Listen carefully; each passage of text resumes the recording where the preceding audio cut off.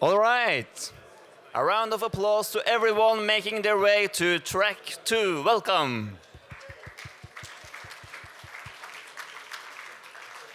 Just mentioning that our hosting partners XPLR is also hosting tonight's party at 7 at Blitz Club. You can find more information in the Swapcard app. Also, a big thank you to our gold sponsors, David Systems, RCS, Radio Player, and Xperi. And with that, I'll leave the stage to Matthieu Beauval and Big Tech versus Radio. Thank you, Remy, and welcome to the new Radio Days Europe 2024. Welcome to track 2. You are missing Nickelback, but you have chosen the right track to learn from the best this morning. I'm very happy to welcome on stage Cilla Benkö, who is the Director General and CEO of the Swedish Radio, which is a public broadcasting service in Sweden, and Jonathan Wall, Director of BBC Sounds from the UK. I'm so happy to have you here on stage this morning for this discussion.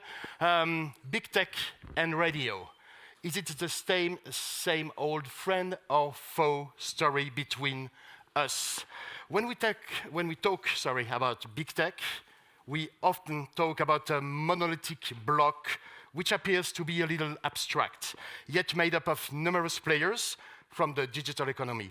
For this panel, we decided with Jonathan and Cilla to be more precise and to be more specific in order to carefully study each constituent part of this block. Because of our attitude as a radio and audio industry is not unambiguous. Our decisions and our strategies must respond to our specific challenges and adapt to each situation caused by specific player of this big tech block. We do not act the same way when it comes to working with Google or distributing our content on Spotify, Alexa, or even TikTok, not to mention what awaits us with artificial intelligence player. So here is the breakdown that we are offering you this morning in order to discuss the strategic position with Cilla and Jonathan. Here we will talk about content and governance and learn from their expertise and experiences. So we're going to deep dive right now with the usual suspects in the audio industry, which are the streamers, Apple, Spotify, and all the other ones, Deezer, Tidal, etc. And to start with that, Jonathan, maybe you can share with us what's your view on Apple and the view on the way you're working with such a player with the BBC. Thank you. Let me make a general comment first of all. Yeah. Is that in a world where audiences want what they want, when they want, where they want, you can't win in this game without working very cleverly and subtly with the various elements of big tech. Counter to that, if we roll over and have our tummies tickled by big tech, we won't be here in 20 years' time. It's proper, serious stuff to get right. Apple's a complicated company to do business with, understatement. We at the BBC deal with Apple in a number of ways because they're interested in our news content, TV content, audio content. They're important to us. I looked this morning, we have 30 of our podcasts in the top 200 of the Apple UK chart. It's an important marketing relationship we have with them to help give prominence to our titles in that space. Similarly, we, as a priority one, are trying to build our own product, BBC Sounds, in the same way that other broadcasters are. That could be Global Player from commercial radio or Radio France or Swedish Radio. They do not like it at all when we choose with our content to window it first on our own platforms. I would say that's quite an aggressive relationship on that. They get quite cross about that. But at the same time in the UK, about being cross about that, they are delighted to work with us in the USA to have a subscriptions channel on podcasts. So you can have at the same time people from Apple UK criticizing us for the way we're working with Apple US. That's how complicated it can be. So they're very important to us. We spend quite a lot of time and interface with them across the BBC. But yeah, they're a tricky organization, I'd say. And without being overcritical, like I sometimes think when you see them in management action, their kind of life is squeezed out of them and they slightly become a soulless Apple tech machine. And actually, they're actually real people that we used to know and work with, and they kind of change a little bit and wear the Apple badge a little bit. They're really important to us, having said all of that, and we do, on a marketing front, work really closely to get our titles promoted in the UK. That's probably our biggest headline. Cilla, I see you smiling when listening to Jonathan. Well, always when I'm on a panel with Jonathan, I'm very jealous because he gets to speak in his mother tongue.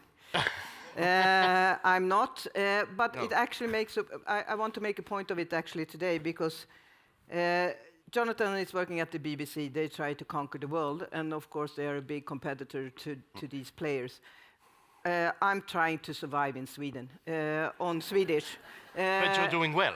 Absolutely, but it is a different situation, and you have to realize that because we have a Swedish audience of 10 million people. Not that many speak Swedish outside of our boundaries, so we are not a global player in that sense, like the BBC.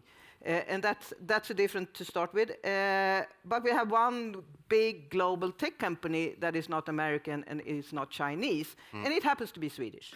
And they have their headquarters very close to our headquarters. So, of course, you have to realize that in Sweden, there is not a single Swede who is not using Spotify. Also, Swedish Radio were among the first to start with podcasts, together with some players in the United States. We were actually the first in Europe in 2005. And at that time, there were no streaming devices. We didn't have a Play application. And that's why it's called podcast, because the only way you could consume a podcast was on an iPod. If it would have been started later, it would most likely have been radio on demand, like we have video on demand. But now it's podcast. In Sweden, it's a huge habit of consuming your podcasts wherever you want to, especially among the young audiences. And they do it on Apple, but they definitely do it on Spotify.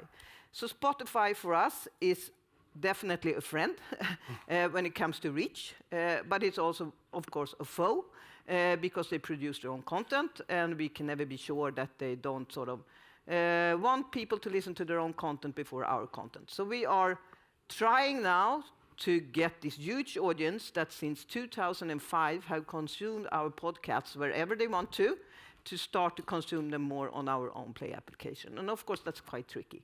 And it will take time, but that's our goal, to get them back home. Are they trying to steal people from your staff? Well, they are trying to steal talent, of course, but they are not the only ones, because the newspapers are doing the same, because they're all starting podcasts. And where do you want, if you want to find someone who's good at journalism and audio, you go to Swedish Radio. And once again, there are 10 million people, not that many journalists. So, of course, we are losing talent. They're coming back now in a bit because it's not really a recession, but the economy is bad. And so not even Spotify are buying that many podcasts anymore, but they still, of course, need people that understands how to make audio. One thing that we have, though, is that we own the formats. Yeah. So they can't steal our people with the format. Which is quite good, and we have the reach. I mean, definitely we do have the reach. People were thinking that Spotify would kill radio in the car, for instance, in Sweden. It hasn't at all. I mean, 70% of all the listening time in a car is linear radio. So it is, we have the reach, we have the audience, and we are quite innovative. So we still manage to keep the best players at our office, I would say. So we can say that the innovation in your field could make the difference when it comes to work with players like the streamers? You can rely on innovation? They're not so innovative when it comes to content or formats. We do innovate the formats, and then they steal the formats, to be honest, and duplicate them. They might not agree, but that's the case. But they are much, much better than us, of course, because they have so much more money to develop the actual user experience. I mean, the technology behind the player application. And there we have, I mean, we're constantly lacking behind, and we're trying to do our best to make the user experience as good as possible. Because if you want people to leave Spotify in Sweden and come to Swedish Radio and our digital platforms, of course, you need to get a decent user experience. But, I mean, they have, I don't know, their research and development is more money than the entire public service broadcasting in Sweden. So, I mean, yeah, you understand the problem, I think.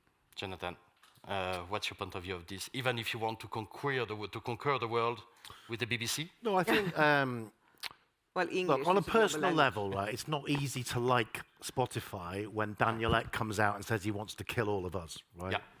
So that is the starting point, which is quite tricky to deal with. It's not easy to like a company that comes out a few months ago and says, in an hour, you'll all get an email and a quarter of you have gone, right? That isn't where we work on our culture. So again, it's a friend or foe thing, right? We built a brilliant podcast with Louis Theroux. Spotify kind of stole it off us for treble the money, right? This is an interesting game. It's a very important platform for younger audiences and podcasts. So whilst BBC Sounds would be our primary measure for all of our titles, I would say for some titles, Spotify would be a critical secondary measure of how well we're doing on that platform. So if we're deliberately targeting things aimed at under 40 audience, you'd be keeping an eye on that Spotify chart. Again, it's interesting, we have our distribution policies that we try and work through. And as you said, we are a big global player. That does give us, if you like, a bit more heft in those conversations. But then Spotify is a highly personalized algorithmic app. So again, even that is a tension of us wanting some prominence for our titles, but in a very algorithmic world, where is that prominence really? So again, we work well with them. There's loads of former BBC people who work there, who I think find the culture tough. I would say they're a harder place to work with in the last year, since they are now obsessed with their road to profitability. They've got a bit less patience for chats with the people who make the content that is so important to them. So I find them a bit less patient in the last year on their absolute mission to get some better numbers on profit. But it is interesting that you say that Daniel Ek is saying to you that he wants to kill you. He would never say that in Sweden, that he would like to kill us, because then he would be dead. He needs our content.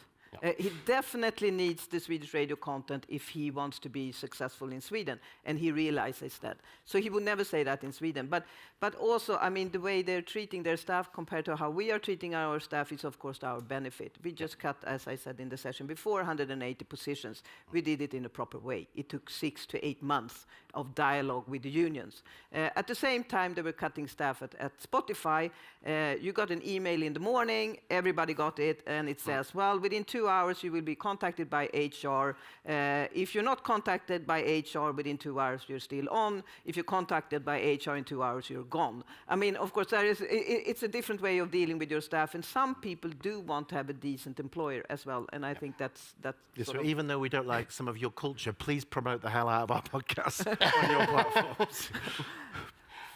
Your values will save you. You've mentioned the cars. You've mentioned listening to radio in the car. So these players are also trying to get the wheel in the car and try to with the apps they are developing for CarPlay, Android Auto, Google Automotive Services. They want to replace radio in the car. Do you think that they will succeed? Well, hopefully not. As I said, linear radio is still a very, very strong brand and very liked and loved by the audience. And I think it's actually the audience decision and not the car manufacturers or the tech companies' decision. It's up to the audience. As long as they really want the radio button to be there and pushes it and listen to a lot of linear radio, and sometimes then also go to the more connected car devices and listen to podcasts, of course, we will have a position in the car. But this is a typical example where it's actually where they are both our friend and our foe, because we need them to be reachable in the car. And you can't deny that. And therefore, we have started this project within EBU where we are both partners together with Radio France and ARD and others. And we are trying to have a sort of a discussion with all parties, with the car manufacturers, the global tech players, and the radio companies. And that's both commercial and public service. So it's not about only being public service and reach public service in the car. It's about reaching audio and radio in a proper way. And hopefully, and this is called the playbook, the initiative, and hopefully that will give a better understanding on why as a tech company and as a car manufacturer, you should not down prioritize your audio experience in the car. And if we are successful, we will still definitely be there, both as a linear traditional offering, but also as someone that you could choose easily within the connected car. And don't forget the war. The war in Ukraine shows exactly why linear, traditional, analog radio is needed in the car, because it saves lives. It is the same situation in the UK, Jonathan. The listening in the car has been modified since the appearance of these players. Yeah, I think a quarter of total listening hours is in car in the UK. I think the answer you still has hinted at is a linking of arms and scale. So radio player working together in the EBU. If we plough our own routes, that will not be the best strategy. So even though we are about to launch our own app in Android Automotive, that is only alongside the work we do talking to colleagues from commercial radio with Radio Player, talking to public service broadcasters, colleagues in the EBU. I mean, we also have an app in Android Automotive since years back, because we developed it together with Polestar, which is used to be part of Volvo, not so much part of Volvo anymore. But I strongly encourage you all that if you want to be part of this initiative, go to a session tomorrow, where the session will only be about this initiative, and join. Because if we do this together, public service broadcasters and commercial broadcasters together, of course, we are a much stronger voice towards both the global tech companies and also the car manufacturers. And we are really persistent in trying to pursue this as a collaboration. A collaboration between public and commercial also. Public and commercial, but also between radio industry, tech companies, and car manufacturers. So it's a collaboration in very many ways, and I think that is the only way to tackle this into the future. Yeah, tomorrow, 9 o'clock, track one to learn about the playbook with Swedish Radio, RRD, and Volkswagen. Hey, when it comes to big tech, we also mentioned the smart speakers. Maybe you have forgotten that everybody has a smart speaker at home today. Maybe they are not, the people are not using them anymore. What do you think, Jonathan? Are they still listening to the BBC on Alexa or Google Home, or is it last year news? Huge numbers. So Sounds has 5 million weekly users. 1.4 million of those are using Amazon Alexa. So we have spent a lot of tech time working out how the experience can include like live pause and rewind on Alexa. It's a big part of our live radio stations promo. You know, people aren't going to buy radio sets, but they may well have loads of Alexas around the house. There's a challenge sometimes on data with Amazon and what we can capture. We capture reach, but not hours so much on Alexa, so that's a bit of a challenge. So yeah, Amazon are an interesting company. We are actually announcing today that BBC Studios are doing a podcast deal with Amazon Music to have 50 or 60 ad-free titles globally, as well as so that was a good deal for BBC Studios, our commercial arm, good deal for Amazon. We've actually found them a really good company to work with on the podcast side. But yeah, Amazon Alexa is a key platform for us. But it's just an interesting space because obviously you could say play a podcast and it plays through RSS in Amazon, if you like, get the credit.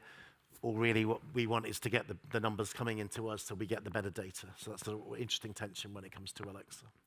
Cilla, I remember 5 or 6 years ago when we were talking about smart speakers. The BBC was the only one to have a point of view because this was the only country where it was possible to talk with these smart devices. 6 years after that, what's your vision about using Alexa? It is important in your distribution strategy? Well, here, once again, you see the difference between being a big player and a small player in a small country with a small language. It hasn't taken off in Sweden at all. Okay. First of all, Alexa is not there. not at all. So nobody's using Alexa in Sweden. Google Home is available. I have one at home. I never use it, and I think I'm very typical for the Swedish audience because the user experience, once again, in Swedish or for the Swedish audience is quite bad. They've been focusing more on the global market, more on English and the big languages. Will it take off? Maybe. Let's see. I mean, I think connected devices will definitely take off, maybe in another shape, in another format, and I think voice control will definitely rule the world. So, I mean, for us, it's been good to experiment with it anyway. We learned a lot with it, but we have no reach, really, through the smart speakers in Sweden. Yeah, but is it a way for you to have a strategy with Google? Does your team is working with Google? Absolutely, we do work with Google. We do experiment with Google. We have a very good, actually, relationship to the DG of Google in Sweden. Yeah. Happens to be. I mean, sometimes this is also about person and person. I mean, we like each other. We go out for dinner. We socialize. Of course, then it's easier to have also business conversations with these people. And we met just the other week with them and talked about the playbook. We also met with Volvo and talked about the playbook. So I think also for us, it's to understand, yes, we can be angry at them and we can shout at them in closed rooms and so on. But if you behave in a decent way and if you try to socialize even with people that maybe is not your best friend in the world, they can become a very good friend because they are a nice person, even though they represent a company that might want to disrupt you. And you get along and you get your path smoother into the future, I would say.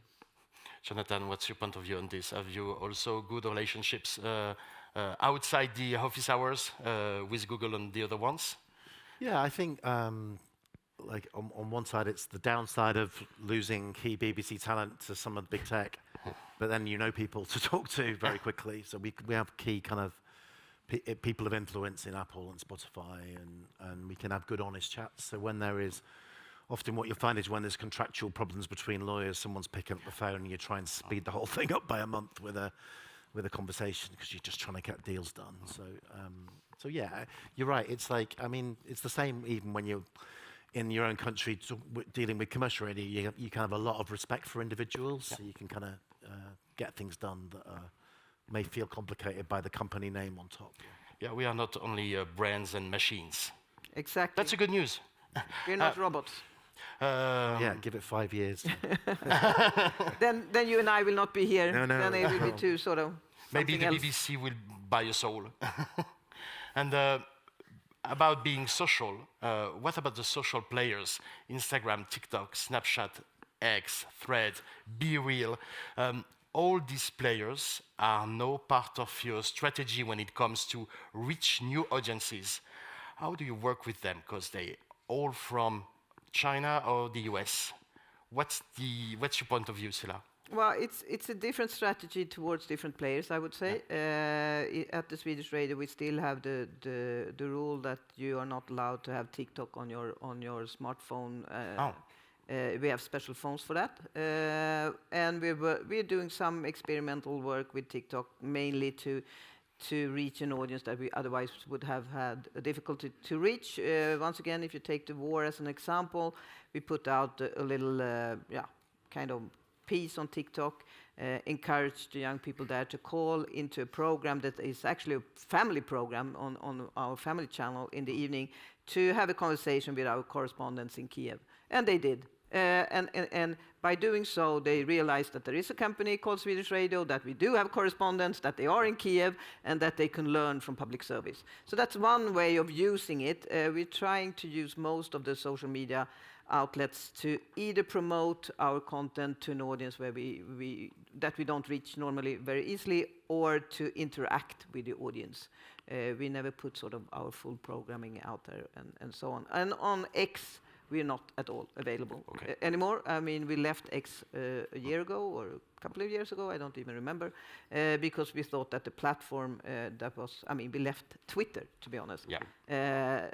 We thought that the platform was of no use for us anymore. We want to interact with an audience. We want to interact with an audience in a normal way, not by screaming, shouting, harassing people. And we thought that was going on Twitter, so we left Twitter and we find the audience in other ways to communicate with. That's a strong decision. It was a strong decision. It actually became news on Reuters. It's not so very often that Swedish radio are news on Reuters.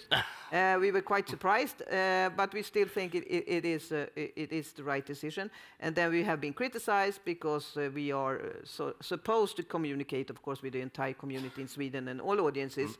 And there are some people still at X that are paying for Swedish radio, so why aren't we there to communicate with them? Well, we think we can find them in an environment that is less harsh and less unfriendly. As a CEO of public service media in Sweden, how do you consider the role of these players within your strategy when it comes to reach new audiences? Are they that important, or do you spend money, time and efforts in a more reasonable way? I would say more and more in a reasonable way, but of course they are important. I mean, there are similarities with what we talked about before, even though Spotify is more of a distribution platform. This is more of connecting to people and interact with people and get them to understand that our brand actually exists. And you have to be realistic. I mean, when I grew up in Sweden, there were 6 to 7 radio receivers in a Swedish home, and everybody knew about Swedish radio. That's not the case. We have 2 million people coming from another background that are not even Swedish from the beginning. They're immigrants or they fled to Sweden. They're not brought up with the recognition of Swedish radio. We're not, I mean, even though we are out in all the suburbs, it takes time. So you have to find the audience where they are, actually, and they are on these platforms. So, and everybody, once again, are paying, because it's compulsory. So they also have a right to get their Swedish radio content. And if they are on TikTok or if they are on Instagram, it's good that our news are out there. It's a way of also breaching disinformation. So I think with the world looking the way it is, it's even more important that there are reliable sources out also on these platforms.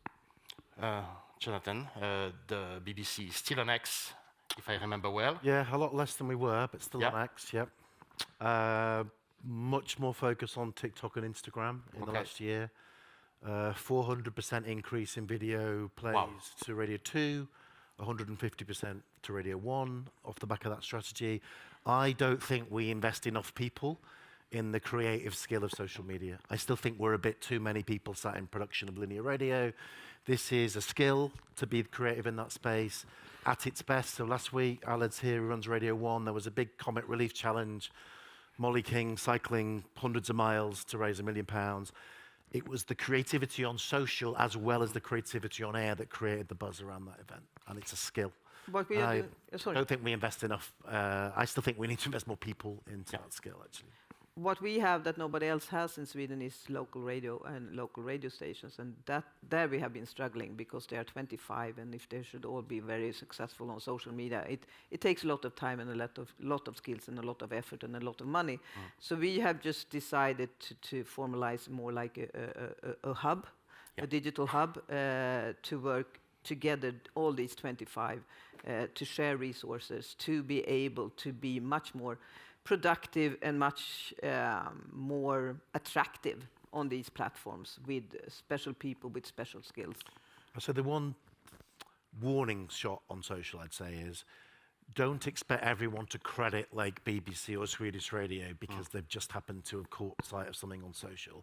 And don't expect mass numbers to then come flying into your own products. You have to treat it for what it is. It's where an audience is. It's, you know, you have to meet their expectations there. It's not going to solve every other issue that you've got. I just think it's a valuable part of the strategy there. You've mentioned a very specific need when it comes to social platforms. It will be the same needs for AI. You will need to recruit, to hire new talents with new skills. How do you face this new challenge within your companies, Cilla? That's a topic of its own. Well, everybody's talking about AI, but we first of all have to backtrack a bit and realize that AI is not new. No. So we are already using AI at the Swedish Radio since years back for news recommendation, podcast recommendations, news curations, translations, transcription, and so on. What we're talking about now is generative AI, of course, which has sort of changed the landscape. We are being cautious, innovative but cautious, and we have a different approach when it comes to the supporting functions of the company and when it comes to the editorial rooms, where we are more free to elaborate on the supporting functions than we do actually towards the audience, because it's also about trust. We have taken a formal decision not to allow scraping.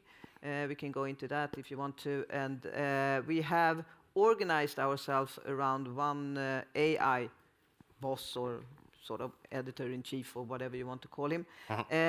He has a transfunctional team with people from all the departments that they are working through the strategies. And the strategies come to AI Commission, where I'm actually chairing, so that we can very fast make decisions, because this landscape is changing so fast. So something that is relevant yesterday is not relevant tomorrow.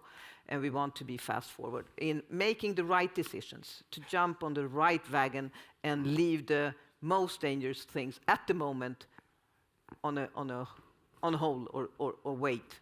Yeah. Because you can't do everything at once. But as a CEO, you're chairing in the AI Commission of your organization. I am, and the reason for that is because it's usually involving ethics, it's usually involving strategy, and it's usually involving money. So I thought better chair it myself. That sounds clever. Jonathan, what's the challenges when it comes to skills and AI? Okay, I think journalistically, it's a really interesting space. At the minute, we are looking at single image photography and judging, is it real or fake? And that is now going to come to audio. And I don't think we've quite realized what that means. So I think there's something interesting journalistically about audio, truth and fake. We are carefully, as you'd imagine the BBC needs to do, piloting in three aspects around AI. One is around extracting more value from existing content. What do I mean by that? Translating BBC News articles into different languages at pace, obvious one. Here's a more fun one, translating football commentaries from Radio 5 Live and allow that text to be on web as well as on audio, right? That's an easy example. New audience experiments include BBC Assistant on Bite Size, which is our big learning area for kids. How can that improve the experience there? Includes more personalized marketing, might be another potential there. And I guess the interesting space, again, to be handled sensitively with our staff, is things that can be done quicker and more easily. Headlines that could be generated from the website, from articles, better labeling of content. So they're the three areas of piloting that we're doing. We have decided that a voice on Swedish radio needs to be a natural voice.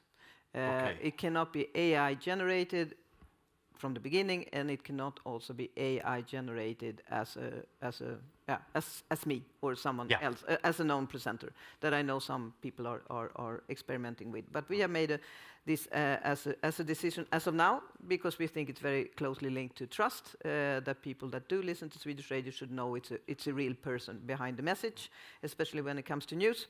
A little bit more of elaboration is allowed when it comes to drama or things like that. And we have also decided really that we are going to try to do transcripts for people with hearing disabilities, because there's 1.5 million people in Sweden that don't hear good enough. So that's an obvious way of using it, of course, to the benefit for us and to the benefit for the audience. And so you have to look at it in small steps and sort of try to make some decisions on do and don'ts, and then be able to change your decision when the reality is changing.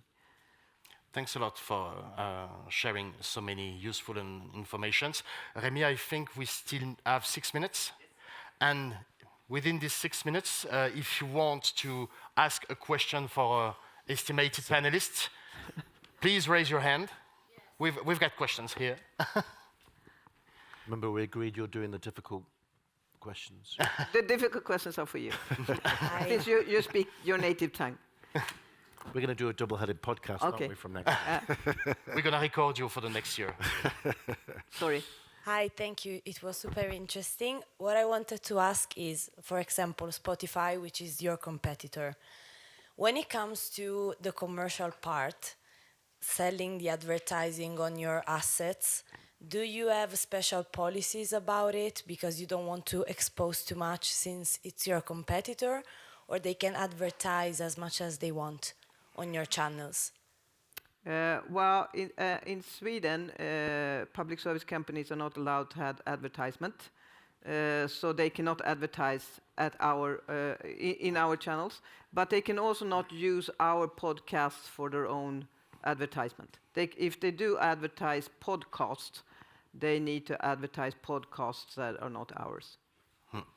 We do have adverts on our podcast outside the UK. We use a company called Acast that many of you will have heard of. They are the ad insertion partner for that. And there will be a BBC ad code that that will make sure that the ads that the certain ads on, I don't know, guns or something like that wouldn't be appropriate for our podcast. So, but yeah, we have ads on almost every title outside the UK, but not inside the UK. We've got a question here. Yes, hello. I'm Vincent Benveniste. I'm the head of David Systems, and I can be available sometimes for dinner. I know Vincent. Trust him, it's telling the truth. As long as he's paying, yeah. That's not very difficult. Then my question is to Jonathan. Maybe you would ask Cilla to answer, but question to Jonathan. Tim Davies, BBC had a 2022 statement of switching off broadcast. Is that a way to compete with tech giants? Wow. So we're not switching off broadcast. Okay. It's a very medium to long-term vision rather than a short-term statement of intent. For example, in audio, digital radio will be at least 50% of the listening hours in the UK, we imagine, even as late as 2035. Clearly, FM and AM will recede quite quickly in the next 10 years. So it is more of a vision to make Britain kind of digitally ahead of the game, with broadband being available in more places, more affordable to more people, rather than a let's switch off BBC One or switch off FM. So just to reassure people, that isn't, we are thinking of a multi-platform strategy. I also think everybody has to realize that we have a war going on in Ukraine, and that has changed the whole playing field in the sense of that very many politicians have realized, at least in the countries close by to Ukraine, which is Sweden, that for resilience and for civil defense, you need analog terrestrial broadcasting, because that's the only thing that's going to work when there is no electricity and no power to your mobile towers. And in Sweden, at least, a mobile tower works without electricity for 1 hour in the big cities and for 4 hours on the countryside. Then forget your mobile phone. So if you want to reach people when there is a war going on, or if there is actually a storm or a flooding, you need terrestrial radio. And a lot of politicians have realized that over the last 2 years. So we can't switch it off unless we have a technology that is as resilient and as robust, and that's not even in the making at the moment. I think we've got the time for a last question, and in these troubled times, I think somebody raised their hand here, over there. In this trouble... There's one over there as well. Oh, over there. Oh. Too many questions. So do you know, by the way, that a Nickelback are on, aren't they, in another room? Yeah. In a minute? But we got a full house for me and But Cilla. if there is, I mean, for me, we can go on for 5 minutes. We take 5 minutes from the lunchtime, I think. Remy will take the decision. I have please. a quick question. If you could elaborate, you mentioned about scraping, and there was a social choice to not have scraping. So if you could elaborate on that, please. Yeah, well, we took an active decision not to allow scraping out of maybe 4 reasons, let's say. One is about copyrights. One, it's about credibility risks, that, I mean, someone else is using your content, kind of. It's also about a threat to independence. If you need to correct something, you're out of control, because the content is not with you anymore. And also, quite frankly, why should we feed someone to make something out of our content that will compete with our own digital platforms? So these are the 4 major reasons for why we're not allowed scraping. And if you have any more questions about that, we have a session about AI, I think, tomorrow, where our head of AI will be available, and he can fill you in on the details. Please, the last one is All for right. you. Hi, my name is Emil. I'm the music editor at Danish radio P3. And I was interested in what you were saying about the social players, because one of the things that I'm thinking a lot about is how to turn my hosts into sort of to build trust and authority through these platforms, and basically turn them into influencers. So the listeners will probably, trust their music curation more, and it can be tricky.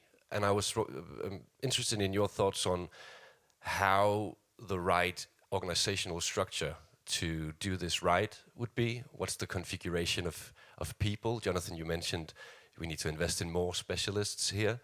So just your thoughts on the configuration, the organizational structure to do things right on social platforms. Well, if I start with our P3, which used to be a channel catering for people between 20 and 34, and we were losing audience year after year after year. In 2020, as I said in the previous session, we changed the whole strategy. And if you look up Simon Gooch, who is actually an Englishman from the beginning, he can tell you more about our success story, because since 2020 it's been growing. The linear radio has been growing and the podcast consumption has been growing, and we're reaching 1.2 million people with this channel now in a country of 10 million people. And one of the reasons is because we have a very active way of promoting it in all kinds of ways. We do events with our presenters, but we also have an active social media strategy around the presenters when they are on air and when they're off air. And it will take a little bit too long to sort of explain it all, but if you look for Simon, and he's here, and he had a session about this yesterday, he will be happy to fill you in. But it's really, really a success story with 50% less money. That's also interesting. So it's not about money, it's more about the strategy. I think your brand is gold dust in that space. You're in a wild west of people not trusting content. And people trust what your radio station, what your name of your station is. So I would say that is the single most exciting thing in that space. I think above that, you've got decisions being made strategically. We're still on RNX, for example, because a lot of journalism stuff, things are broken there, and that's why we've stayed on there to a certain level for now, even though we've reduced. So that's the kind of strategic level. Underneath that, I would say fill your boots with a small number of exciting wins with your brand all over it each week, because I do think it cuts through. And also a final say on that is make the channel one channel and not 10 channels in one channel. That's part of our success story, that it's a one linear channel going from early morning until long in at night, and it's not pre-packed programming, and it's not one host handing over to another host and then we start all over again. It's one seamless room, as we say. We would have dozens of programs who want their own accounts, and are like, you can't have your own accounts. We got a small number of accounts to try and power through. We try and think about it through that lens. Thank you again. We could stay here the whole day to continue this hungry. conversation. Thank you. Thank you. If you want to know everything about BBC Sounds, let's meet Jonathan at 2 p.m. in the main room. If you want to know everything about AI for the Swedish radio, let's be in the very same room at 5 p.m. with Olli Zachrisson. Thank you. And tomorrow at 9 for the playbook. Thank you.